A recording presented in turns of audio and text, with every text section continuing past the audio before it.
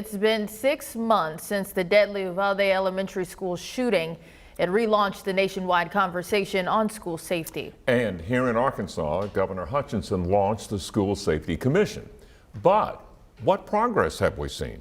TV 11's Sarah Hrbakowitz takes a closer look.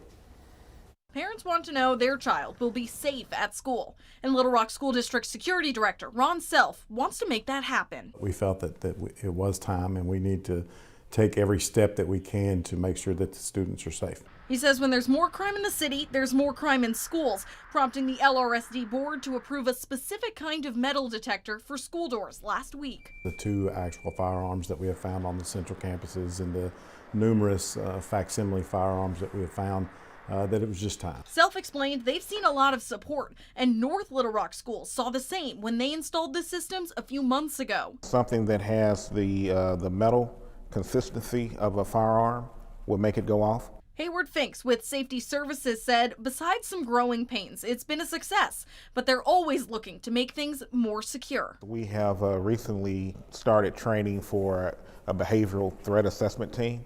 That change coming from Governor Hutchinson's School Safety Commission. Dr. Cheryl May led the group this summer, recommending school security improvements statewide. I think the schools want to do as much as they possibly can, but you know, our schools have limited resources. While some Central Arkansas school districts are continuing to develop their security measures, others continue to wait on the $50 million in school safety funding promised by Governor Hutchinson months ago. These things take time, so they've been working very, very diligently on being able to get these rules completed. Those rules would dictate how a school could spend that money, something schools are already making lists for. Additional cameras and other things that we would like to see some of that funding assist us with. Security is not just when an incident happens. Security in the security department is every day.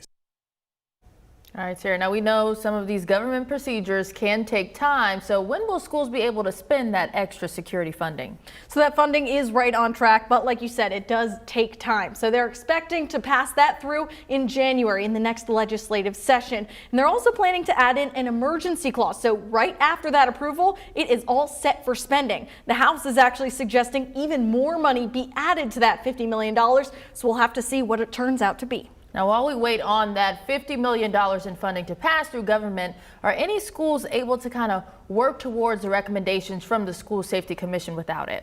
So that commission has been working for months now, and a lot of schools are already actually complying with those recommendations.